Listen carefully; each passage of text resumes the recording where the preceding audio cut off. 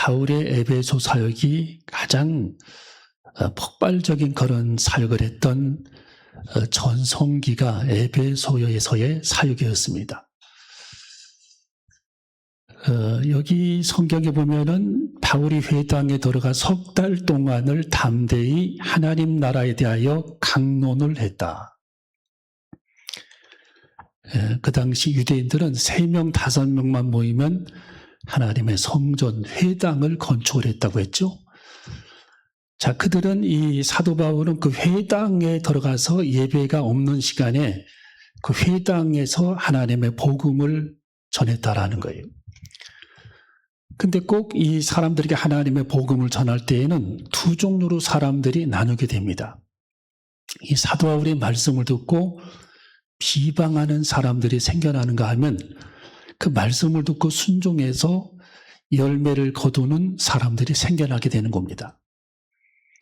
오늘 여기 사도 바울도 석 달 동안 하나님의 복음을 강력하게 그가 외쳤는데 이 사도 바울의 말씀을 듣고 사도 바울의 복음을 비방하며 삿대질을 하면서 복음을 안 듣는 그런 무리들이 있었고 또 이 사도 바울의 말씀을 듣고 가슴을 치며 회개하면서 하나님의 복음을 들었던 사람들로 나뉘어졌다라는 거예요.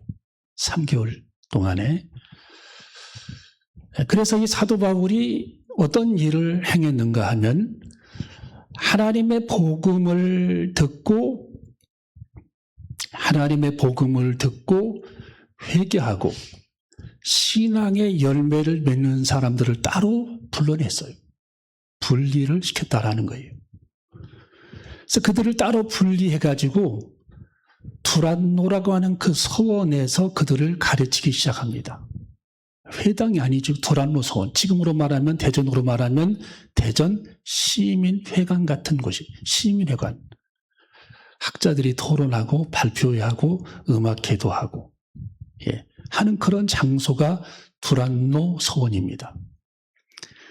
그 두란노 서원을 돈을 주고 빌려가지고 그 서원을 활용을 했는데 그 당시의 기록에 보면 다른 그 사본의 기록에 보면 이 사도 바울은 새벽 5시에 일어나가지고 11시까지 텐트 만들고 목수 일을 해서 돈을 벌었고 11시서부터 오후 4시까지는 사람들이 그 두란노 서원이 비어 있으니까 그 비어 있는 공간을 활용을 해서 순종하는 그런 제자들을 가르쳤다라는 거예요. 사도 바울이. 그래서 그들을 얼마 동안 가르쳤느냐? 2년 동안을 가르칩니다. 집중적으로 그들을 훈련을 시켰어요. 순종하는 자들. 여러분 주경가들은 이런 얘기를 전합니다. 이 나무도요 열매를 맺기 위해서는 가지치기가 제대로 돼야 됩니다. 가지치기. 항상 이 나무는 가지치기가 문제예요. 가지치기를 제대로 안 하면은 한 3년, 5년 지나면 열매를 안 맺습니다. 가지치기가 안 돼 있습니다.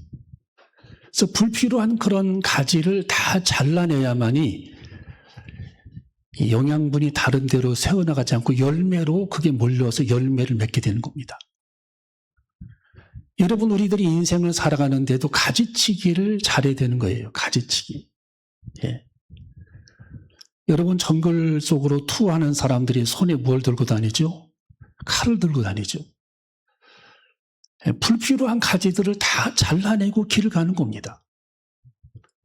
여러분, 사과나무도 포도나무도 요즘에 많이 나오는 복숭아도 가지치기를 잘해야 합니다. 성경에 우리 예수님께서도 가지치기에 대해서 말씀을 해주셨죠. 더 많은 열매를 맺기 위해서 전정을 하라고 말씀해주고 있는 겁니다. 전정. 그래서 우리는 불필요한 일에 우리들이 매달려서도 안 되고 불필요한 내 영혼에 방해가 되는 일에 끼어들어서도 안 되고 너무 거기에 가지치기를 내가 뻗어나가가지고 하나님께서 나라고 하는 사람을 가지칠 때까지 뻗어나가서는 안 된다라는 거예요. 또 불필요한 것들, 불필요한 만남들, 불필요한 모임들, 전혀 필요가 없는 해로운 그런 일들이 많이 세상에는 있는 겁니다. 이런 것에 우리들이 많은 사람들의 시간을 뺏기고 그런 일에 가담을 해가지고 불필요한 오해를 받고 또 불필요한 일에 매달려가지고 시간을 낭비하고 거기서 분쟁이 일어나고 하는 그런 일들을 많이 보게 되는 거예요. 그래서 이 사도 바울이라고 하는 이 하나님의 사도도 하나님의 성령의 계시를 받아가지고 사람을 갈라내 해가지고 하나님의 회당에서 가르쳤던 그런 무리들 중에 특별한 사람들, 영적으로 거룩히 구별된 사람들을 갈라내서 그들을 뽑아서 두란노 소원으로 그들을 따로 데리고 와서 그들을 집중적으로 2년간을 훈련시키는 그런 장면을 보게 되는 겁니다. 여러분, 우리가 이 세상을 살아가면서 하나님께서 말씀하시죠. 거룩한 구별된 나라고 하는 사람은 하나님 앞에 거룩하게 구별된 사람인가? 하나님의 정말 나라고 하는 사람을 구별해 하나님의 자녀로 삼은 무리인가? 예. 나는 하나님 앞에 크라우드, 무리인가? 아니면 디사이플, 하나님의 제자인가? 여러분, 우리는 주님께 대답을 해야 할 줄로 믿습니다. 하나님, 나는 주님의 제자가 되기를 원합니다. 성경에는 많은 무리들, 예수님을 그냥 단순히 쫓아만 다니는 그런 무리들이 즐비했고 예수님이 조금 곤란한 일을 당하고 그들이 조금 곤란한 상황이 발생하면 예수 그리스도를 그냥 배척해버리고 버려버리는 그런 무리들이 세상에는 많이 있고 그런 그리스도인들이 세상에는 많이 있습니다. 구별되지 못한 그리스도인. 여러분, 성경에도 성경 보면 오병이의 기적을 우리 예수님이 행하실 때에 떡을 먹고 기뻐했던 무리들이 2만 명씩 따라다녔어요. 예. 우리 예수님께서 십자가를 지신다고 하니까 그 무리들은 전부 다 그들은 도망갔습니다. 십자가를 지신다고 말씀하시니까. 그게 무리들이에요, 무리들. 아무런 쓸모가 없는 무리들. 오히려 예수 그리스도를 비방하고 예수 그리스도께서 십자가를 지시기 전에 예수 그리스도를 죽여라 죽여라 하면서 돌팔매질을 했던 그 무리들. 그들은 제자가 아니었던 겁니다. 여러분, 우리는 하나님 앞에 지금 내가 제자인가?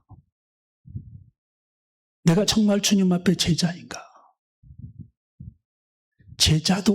제자란 예수님께서 정의를 해주셨죠. 자기 십자가를 지고 나를 쫓는 자라고. 자기를 부인하고 자기 십자가를 지고 나를 쫓는 자라고 우리 예수님이 정의해 주셨습니다. 오늘 여기 3개월 동안 무리와 제자들이 딱 나뉘어졌습니다. 제자들은 두란노 서원에 모여있고 무리들은 흩어져 버렸고 사도 바울은 그들을 떠나왔어요. 그들을 포기한 겁니다. 왜? 사도 바울이 하나님의 성전에서 가르쳤던 그 사람들을 비방하고 욕했던 사람들, 오늘 여기 성경이 뭐라고 말씀이 기록이 되어 있죠? 바울이 회당에 들어가 3달 동안을 담대히 하나님 나라에 대하여 강론하며 권면하되 9절에 어떤 사람들은 마음이 굳어 순종치 않고 무리 앞에서 이 도를, 이 말씀을 비방하거늘 바울이 그들을 떠나 제자들을 따라 세우고 바울이 그들을 떠나 제자들을 따로 세우고 두란노 서원에서 날마다 강론했다. 가르쳤다라는 거. 따로 세웠다. 그들을. 따로 분리했다. 여러분, 하나님은 섞이는 것을 굉장히 싫어하십니다. 섞이는 것. 그래서 물과 기름이 섞이면 자동차도 엔진이 고장이 나잖아요. 예. 그래서 물이 차는 것을 방지하기 위해 되도록이면 기름 탱크에 가득 넣고 다녀라 그러잖아요.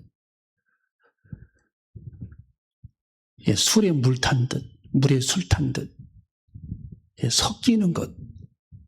하나님은 소와 나귀를 섞어서 밭을 가지 말고, 섞어서 씨를 뿌리지 말고, 팥이면 팥을 뿌리고 콩이면 콩을 뿌리라는 거예요. 소와 당나귀를 섞어서 밭을 갈지 말며, 하나님은 섞는 자체를 매우 싫어하신 분입니다. 그러니까 순수한 것을 하나님은 원하신다라는 거예요. 순수한 것. 예. 여러분, 예수님께서 마지막 기도를 어떻게 하셨죠? 예, 십자가를 지시기 전에 내 사랑하는 제자들이 하나가 되기를 원합니다, 주님. 그리고 내 사랑하는 제자들이 세상에 살지만 세상에 속하지 않기를 원합니다.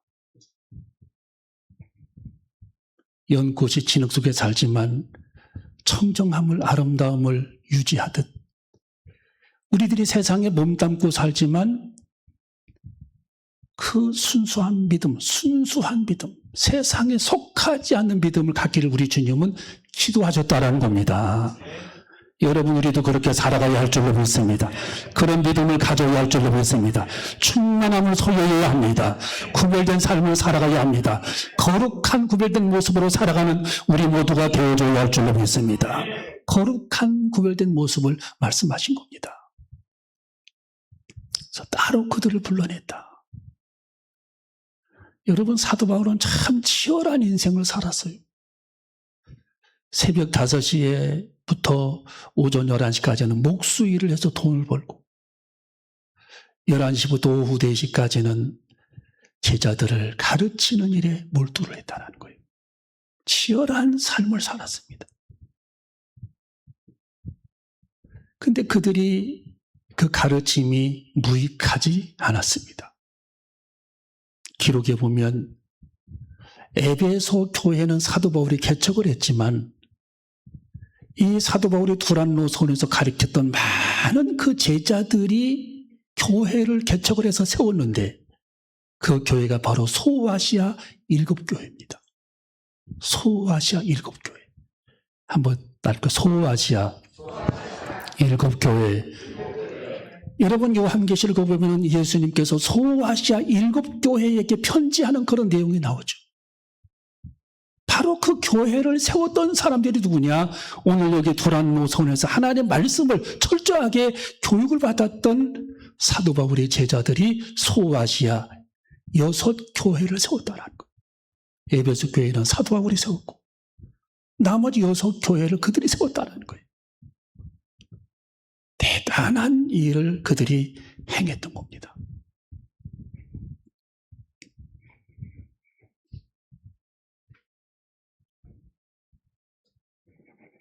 여러분, 하나님은 이렇게 우리들이 세상을 떠날 때에도 가지와 가라지와 알곡을 하나님은 구분하십니다.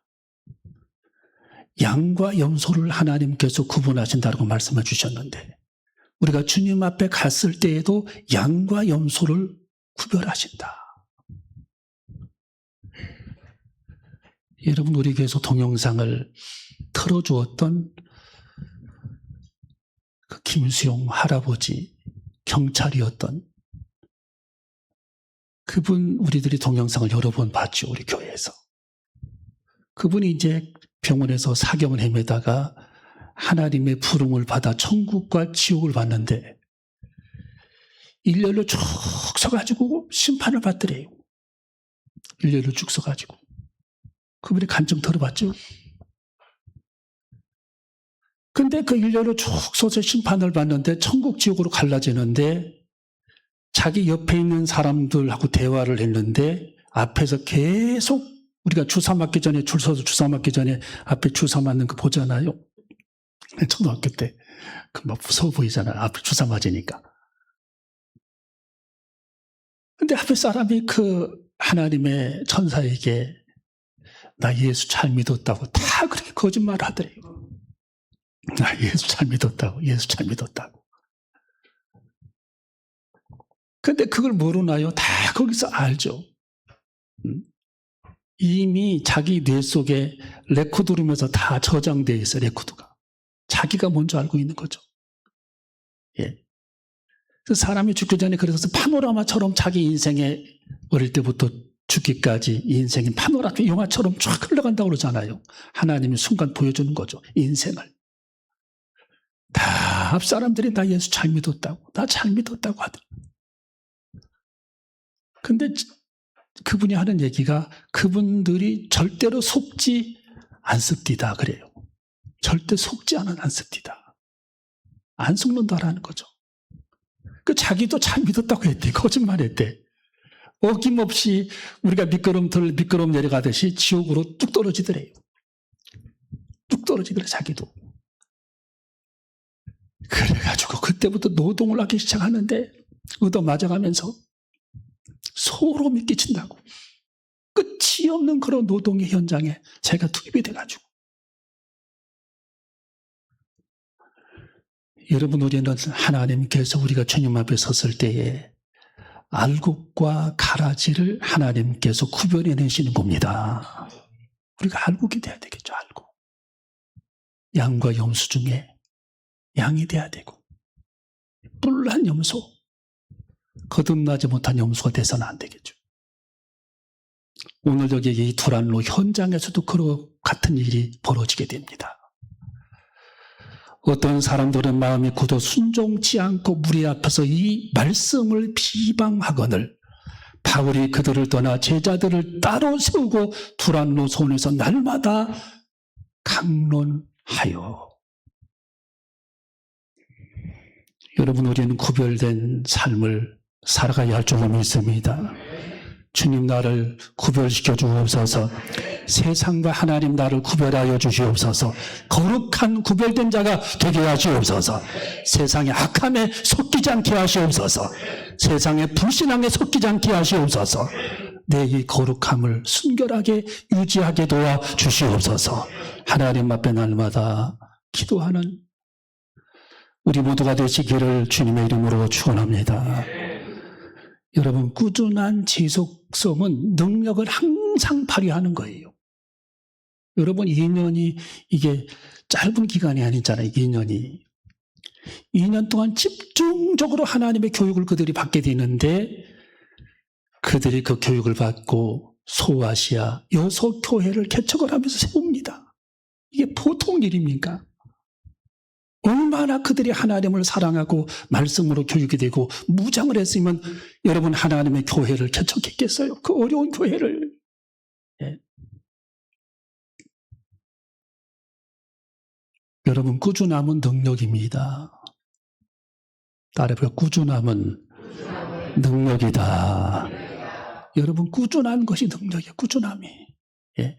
학교에서도 꾸준한 아이들은 능력 있는 아이들이에요. 예, 꾸준한 아이들.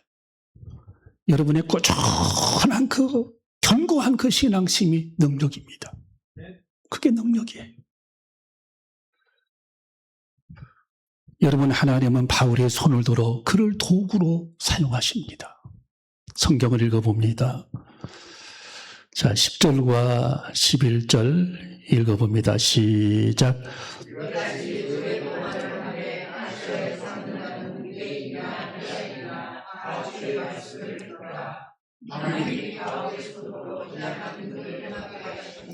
아멘. 자, 하나님이 바울의 손으로 뭘 행하게 하셨다고요? 하나님이 희한한 능력을 행하게 하셨다. 여러분, 우리가 하나님의 사역들을 감당하다 보면 하나님께서 우리를 도구로 쓰시기를 원하십니다. 예, 도구로. 그래서 여러분이 하나님의 제단에서 주님, 나를 도구로 사용하여 주시옵소서. 하나님, 나를 제단에서 가르치는 자로 사용하여 주옵소서. 하나님의 제단을 돌보는 자로 사용하여 주옵소서. 찬양대원으로 사용하여 주옵소서. 반주자로 하나님은 사용하여 주옵소서. 운전자로 하나님 나를 써주시옵소서.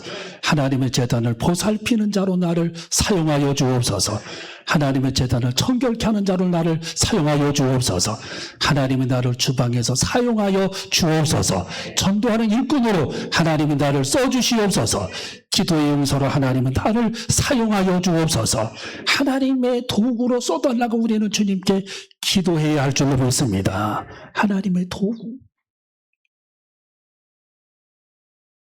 여러분, 메가더 장군이 전 상륙작전을 하고 그분이 그렇게 고백했다고 했잖아요. 하나님이 나를 도구로 썼을 뿐입니다. 예. 하나님의 나를 도구로 이 민족을 위해 사용하셨습니다. 사람들이 칭송을 하니까 자기는 도구였다라고 얘기했어요. 도구였다. 자기는 하나님의 도구에 불과하다. 여러분 주방에 그릇들이 많이 있잖아요. 1년 내내 쓰임받는 그릇은 복 있는 그릇입니다.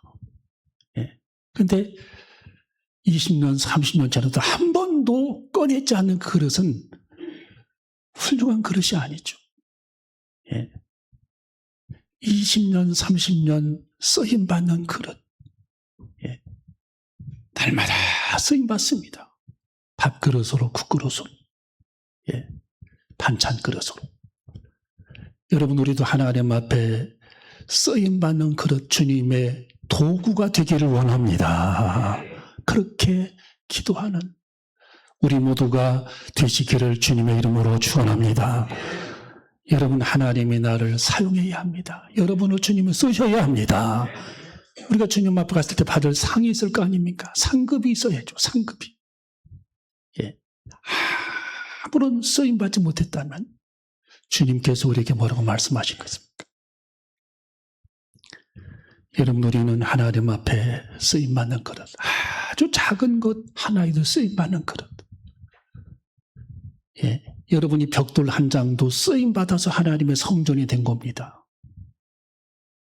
주님, 나를 사용하여 주옵소서. 나를 주님에 써주시옵소서. 하나님의 성소에서 필요한 그릇으로 저를 사용하여 주옵소서.